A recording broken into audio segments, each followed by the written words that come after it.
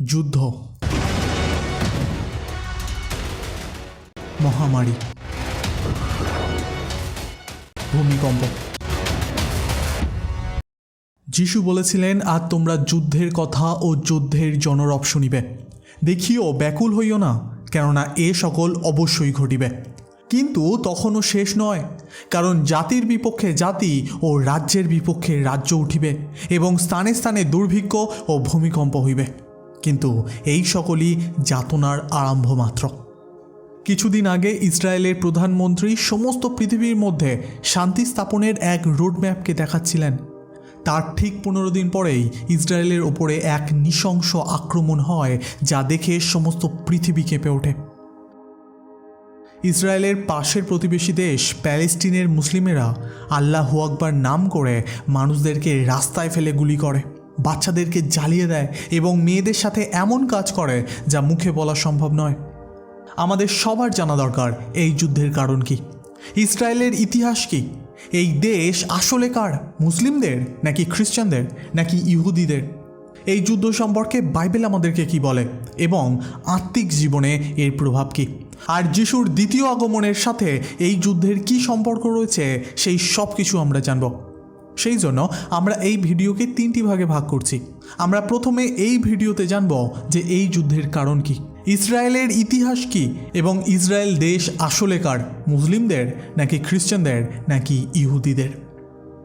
Israel খুব ছোট্ট একটা দেশ, যার চারিদিকে মুসলিম প্রধান দেশ ইজিপ্ট, জর্ডান, সিরিয়া, লেবাননের মতো দেশেরা ঘিরে রয়েছে। আর এই ইসরায়েলকেই ইহুদি, খ্রিস্টান এবং মুসলিমরা নিজেদের পবিত্র স্থান মনে করে। ইসরায়েলের যে ইতিহাস রয়েছে সেটা ভয়ঙ্কর, আর আজ আমরা সেই ভয়ঙ্কর ইতিহাসকে দেখতে চলেছি। কারণ এই ইহুদি জাতিকেই পৃথিবীর মধ্যে সবথেকে বেশি অত্যাচার ভোগ করতে হয়েছে। 14 মে 1948 সালে ইসরায়েলকে এক স্বাধীন দেশ হিসাবে গঠন করা হয়। কিন্তু ইসরায়েলের ইতিহাস হাজার হাজার বছরের পুরনো, প্রায় 3000 বছরের পুরনো ইতিহাস রয়েছে ইসরায়েলের সাথে। এই ইহুদিদের ইতিহাস শুরু হয় আব্রাহামের থেকে। ঈশ্বর আব্রাহামকে এক দেশ দেওয়ার প্রতিজ্ঞা করেন। আব্রাহাম মেসোপটেমিয়ার উর নামক স্থানে থাকতেন, আর বাইবেলের ঈশ্বর আব্রাহামকে বলেন যে তুমি তোমার ঘর, তোমার পরিবার ছেড়ে এমন এক দেশে যাও যে দেশ আমি তোমাকে দেখাবো, আর আমি তোমার থেকে এক বড় জাতি তৈরি করব। আমি তোমাকে এক প্রতিজ্ঞার দেশ দেব যেখানে তুমি ও তোমার সন্তানেরা সর্বদা থাকবে। আর ঈশ্বর আব্রাহামকে উর থেকে কনান নামক দেশে আনেন।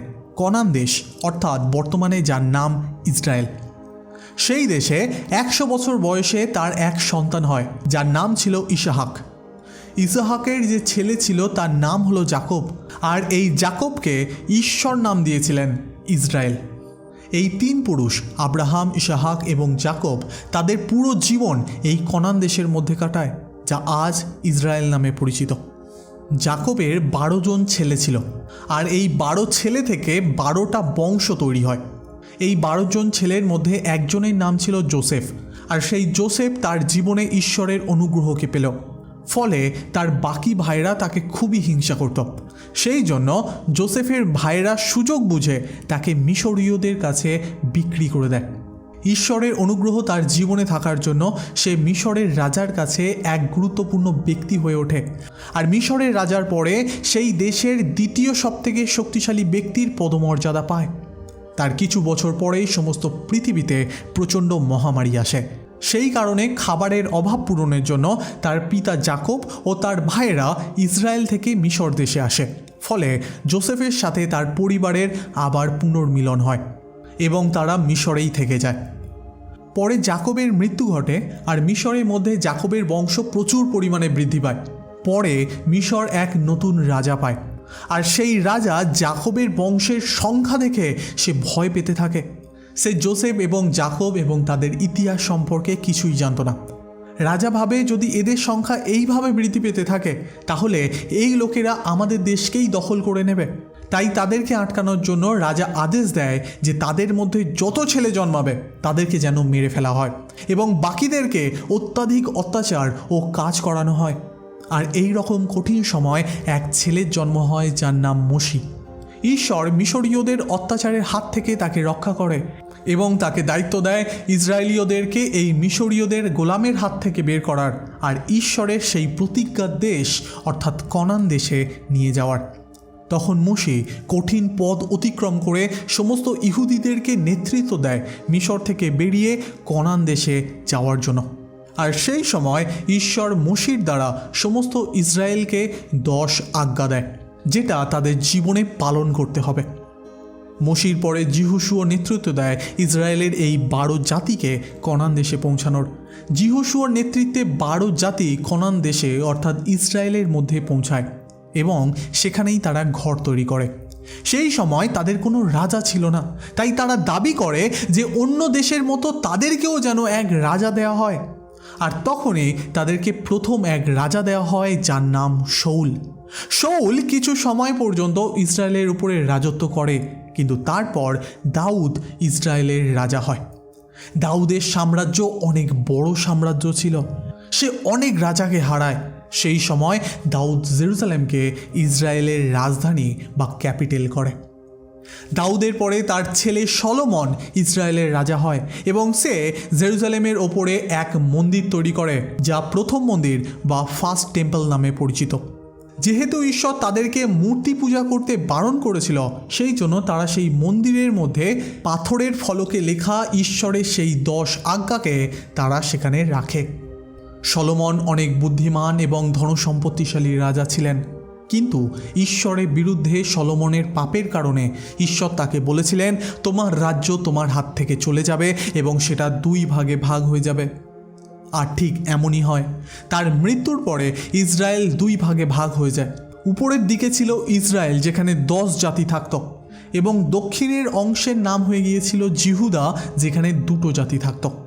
722 বিসিতে অ্যাসিরিয়ানরা উত্তরের ইসরায়েলের উপরে হামলা করে, ফলে পুরো ইসরায়েলকে তারা বন্দি করে অ্যাসিরিয়ায় নিয়ে চলে যায়। আর 568 বিসিতে ব্যাবিলনের সাম্রাজ্য সমস্ত পৃথিবীতে ছড়াতে শুরু করে, ফলে ব্যাবিলনের রাজা নবুখদনেসর ইসরায়েলের ওপরে অর্থাৎ জিহুদার ওপরে আক্রমণ করে এবং সম্পূর্ণ জেরুজালেমকে ধ্বংস করে দেয়। তাদের পবিত্র মন্দিরকেও তারা ভেঙে দেয় আর লোকেদেরকে বন্দি করে ব্যাবিলনে নিয়ে চলে যায়। ব্যাবিলনের পরে শুরু হয় মাদীয় ও পারসীয়দের সাম্রাজ্য। পারসীয়দের যে সাম্রাজ্য ছিল সেটা ব্যাবিলনের থেকেও অনেক বড় হয়। তারা অনেক বড় এরিয়াকে দখল করে। পারস্য সাম্রাজ্যের যে রাজা ছিল তিনি হলেন Cyrus the great. Cyrus the great বন্দি ইহুদিদেরকে তাদের নিজেদের দেশ জেরুজালেমে গিয়ে থাকার এবং তাদের পবিত্র মন্দিরকে আবার তৈরি করার অনুমতি দেয়। আর এই সমস্ত কিছু এমনি এমনি হয়নি, বাইবেলে এই বিষয়ে আগেই ভবিষ্যৎবাণী করে দেওয়া হয়েছিল। ইহুদিরা নিজেদের দেশে ফিরে আসে আর তারা নিজেদের মন্দিরকে সেই জায়গায় বানায় যেখানে প্রথম মন্দিরকে ভেঙে ফেলা হয়েছিল, আর তারা আবার তাদের স্বাভাবিক জীবন শুরু করে। কিছু সময় পর আলেকজান্ডার দ্য গ্রেট পারস্যের ওপরে আক্রমণ করে এবং পুরো পারস্য সাম্রাজ্যকে সে জিতে নেয়। ফলে জেরুজালেম আলেকজান্ডারের হাতে চলে আসে। তারপরে আলেকজান্ডারের রাজ্য 4 ভাগে ভাগ হয়ে যায়। আলেকজান্ডারের যে রাজত্ব ছিল, যেটা গ্রিক এবং ইউনানি কালচার ছিল, সেটা ইহুদিদেরকে প্রভাবিত করতে থাকে। ফলে কিছু ইহুদি এই কালচারকে গ্রহণ করে নেয়, কিন্তু ট্র্যাডিশনাল ইহুদিরা এই কালচারের বিরুদ্ধে ছিল। ফলে ইহুদিদের মধ্যে মতপার্থক্যের তৈরি হয়। এমন সময় ইউনানি এক রাজা অ্যান্টিওকাস IV ইহুদিদের পবিত্র মন্দিরকে অপবিত্র করে, আর তারা সেখানে প্রতিমা এবং এমন কিছু অপবিত্র জিনিস রেখেছিল যেটা মন্দিরের মধ্যে কখনোই রাখা যায় না। আর এটা দেখে ইহুদিরা খুব রেগে যায় আর তারা এর বিরোধিতা করতে থাকে এবং তারা লড়াই করে গ্রিক সৈন্যকে হারিয়ে দেয়। পরে তারা আবার নিজেদের রাজ্যকে, নিজেদের মন্দিরকে নিজেদের হাতে করে নেয়। তখন তারা এক উৎসব মানাতে থাকে যাকে হনুক্কা ফেস্টিভ্যাল বলা হয়, আর এই উৎসব প্রভু যিশুও পালন করেছিলেন। আর এই ইউনানি সাম্রাজ্য চলেছিল 63 বিসি পর্যন্ত। 63 বিসি থেকে 313 বিসি পর্যন্ত শুরু হয় রোমান সাম্রাজ্য। রোমান রাজা পম্পে সমস্ত পৃথিবীকে জয় করা শুরু করে এবং জেরুজালেমের ওপরে আক্রমণ করে সেটিকে দখল করে নেয়। আর সেই সময় প্রভু যীশু খ্রিস্টেরও জন্ম হয় এক ইহুদি পরিবারে। 30 বছর বয়সে সে তার সেবা কার্য শুরু করে এবং নিজেকে ঈশ্বরের পুত্ররূপে প্রকাশ করে। সে মানুষদের মন পরিবর্তনের আমন্ত্রণ জানায়, তার অসাধারণ কথা এবং চমৎকার কাজের জন্য বহু ইহুদি তার পিছনে চলতে শুরু করে। কিন্তু এই সমস্ত কিছু ইহুদি ধর্মগুরুদের একদমই পছন্দ হলো না। তারা তার বিরুদ্ধে মিথ্যা প্রচার করা শুরু করে এবং 30 এডিতে পন্থীয় পিলাতের দ্বারা প্রভু যিশুকে ক্রুশবিদ্ধ করা হয়। খুবই আশ্চর্যের বিষয় এটা যে এই সমস্ত কিছু ঘটবে, এক পরিত্রাতা আসবে, এই বিষয়ে বাইবেলে আগে থেকেই লেখা হয়ে গিয়েছিল। 70 এডিতে অর্থাৎ প্রভু যিশু এই পৃথিবী থেকে চলে যাওয়ার 40 বছর পরে ইহুদিরা রোমান সাম্রাজ্যের বিরুদ্ধে বিদ্রোহ করে। ফলে রোমীয়রা ইহুদিদের ওপরে প্রচণ্ড পরিমাণে অত্যাচার শুরু করে আর তাদের দ্বিতীয় মন্দিরকেও সম্পূর্ণরূপে ধ্বংস করে দেয়। সেই মন্দিরে কেবলমাত্র একটা দেওয়াল আজও জেরুজালেমে দাঁড়িয়ে রয়েছে। এই অত্যাচারের কারণে ইহুদিরা তাদের নিজেদের দেশ অর্থাৎ ইসরায়েলকে ছেড়ে পৃথিবীর অন্যান্য দেশে ছড়িয়ে পড়ে।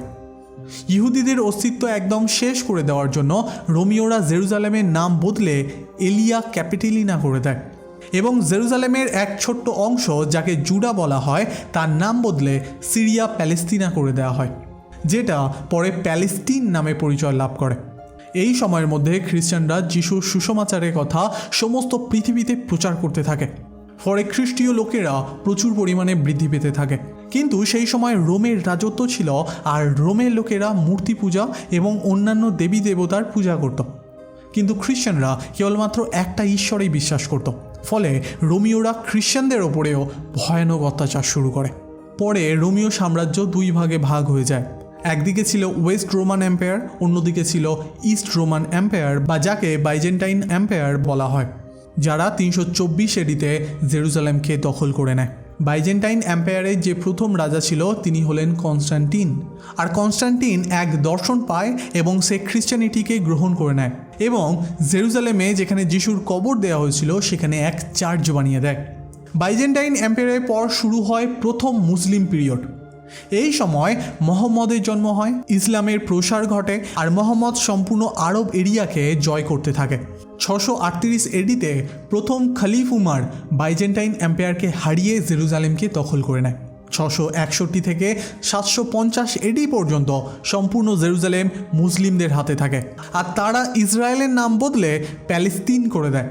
জেরুজালেমের ওপরে ইহুদিদের যে প্রথম ও দ্বিতীয় মন্দিরকে ভেঙে ফেলা হয়েছিল তার ঠিক ওপরে মুসলিমরা ডোম অব দ্য রক আর আলাস্কা মসজিদ তৈরি করে। প্রশ্ন ওঠে যখন তারা জানতো যে এটা ইহুদিদের মন্দিরের জায়গা, তাহলে কেন ঠিক সেই জায়গার ওপরে মুসলিমরা তাদের আলাস্কা মসজিদ ও ডোম অব দ্য রককে বানিয়েছিল? সেখানে আরও অনেক জায়গা ছিল যেখানে তারা তাদের মসজিদকে বানাতে পারত, কিন্তু তারা সেখানেই বানিয়েছিল যেটা ইহুদিদের পবিত্র স্থান। আর এটাই এখনও পর্যন্ত যে যুদ্ধ চলছে ইসরায়েল ও প্যালেস্টিনের মধ্যে, সেই যুদ্ধের প্রধান কারণ।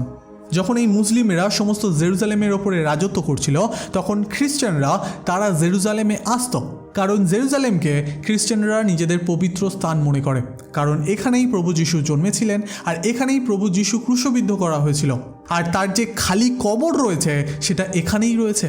খ্রিস্টানদের কাছে এটা এক পবিত্র স্থান।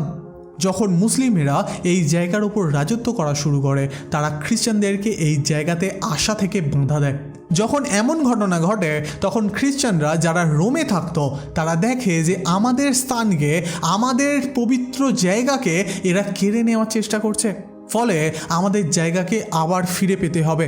সেই জন্য তারা ক্রুসেড শুরু করে আর খ্রিস্টানরা মুসলিমদের হাত থেকে জেরুজালেমকে ছিনিয়ে নিতে সক্ষম হয়। এরপর শুরু হয় মামলুকদের সাম্রাজ্য।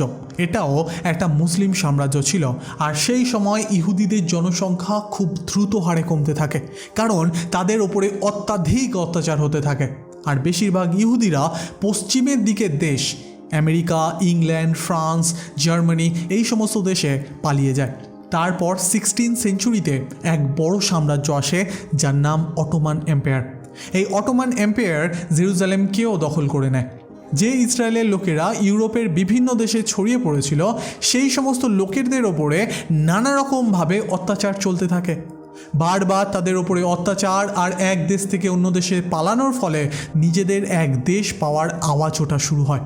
সেই সময় অটোমান এম্পায়ার সম্পূর্ণ মিডল ইস্টের ওপরে রাজত্ব করছিল তখন যে ইহুদি লোকেরা সমস্ত পশ্চিমের দেশগুলিতে ছড়িয়ে পড়েছিল তাদের মধ্যে একজন, যিনি অস্ট্রেলিয়াতে থাকতেন, যার নাম থিওডর হার্জল, তিনি এক মুভমেন্ট শুরু করেন যার নাম জায়নিস মুভমেন্ট দেওয়া হয়।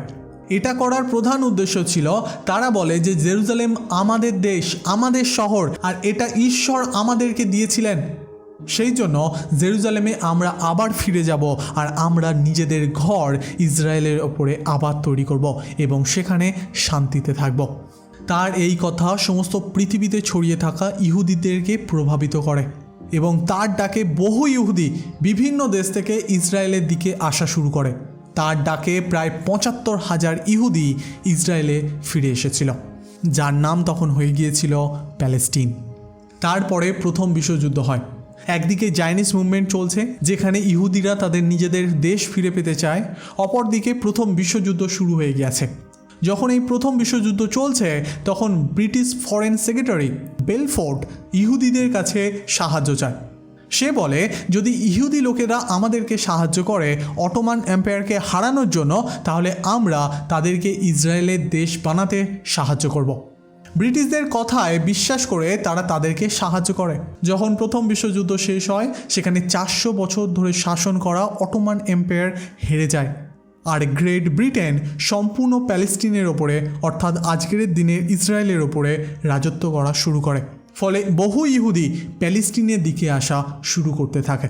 বহু বছর মুসলিম সাম্রাজ্যের হাতে প্যালেস্টিন থাকার ফলে বহু আরবের মুসলিমেরা প্যালেস্টিনে এসে থাকা শুরু করেছিল। ফলে ইসরায়েলের লোকেরা এবং প্যালেস্টিনের লোকেরা দুজনেই সেই দেশের ওপরে নিজেদের অধিকার চায়, আর তার জন্য আরবদের মুসলিমদের সাথে ইহুদিদের এক ঝামেলা শুরু হয়। প্রথম বিশ্বযুদ্ধে জার্মানি হেরে গিয়েছিল।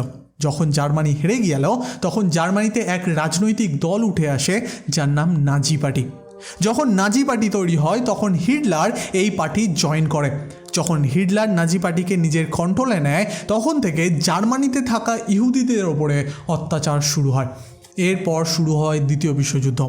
যখন এই দ্বিতীয় বিশ্বযুদ্ধ চলছিল তখন 1941 থেকে 45 পর্যন্ত জার্মানির যে নাজি পার্টি ছিল তারা 60 লাখ ইহুদিদেরকে, যারা জার্মানির কন্ট্রোলে থাকা এরিয়াতে থাকতো, তাদেরকে মেরে ফেলেছিল।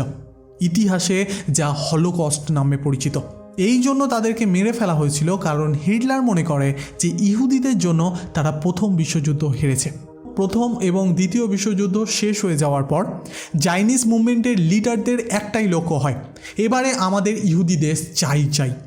আর আরবের যে প্যালেস্টিনের লোকেরা ছিল তাদের এই কথা একদমই পছন্দ হয়নি।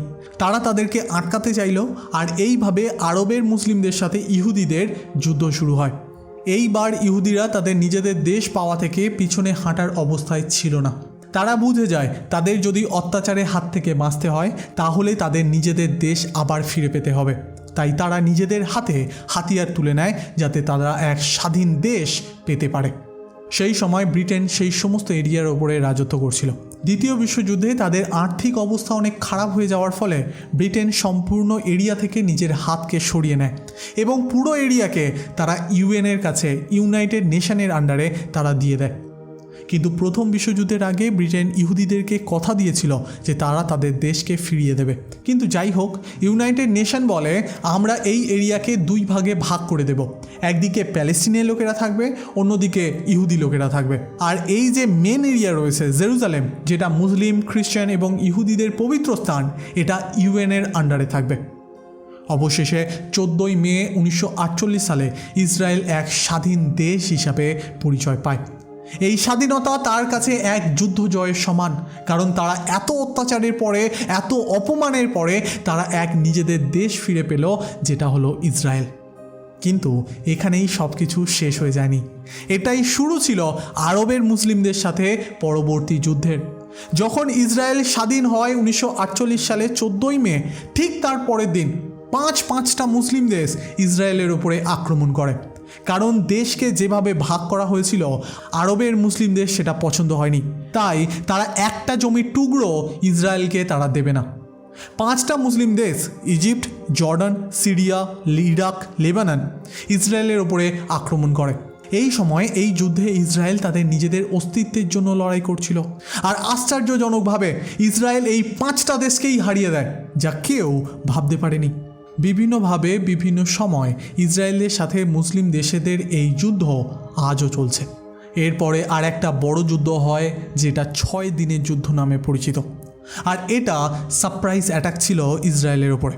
এই যুদ্ধ হয় ইসরায়েলের আশেপাশের মুসলিম দেশের সাথে। এই যুদ্ধে ইসরায়েল ভয়ানক রূপ নেয়, আর সে সমস্ত প্যালেস্টিনকে, ইজিপ্টের একটা বড় অংশকে নিজেদের দখলে করে নেয়, আর ইসরায়েল এই যুদ্ধকে জিতে যায়। পরে শান্তি চুক্তির দ্বারা যে অধিকার করা অংশকে তারা আবার ফিরিয়ে দেয়। এরপরে আরও অনেক ছোট ছোট যুদ্ধ হয়, নানাভাবে শান্তি প্রতিষ্ঠা করার চেষ্টাও হয়, কিন্তু সেটা কখনোই সম্ভব হয়ে ওঠেনি।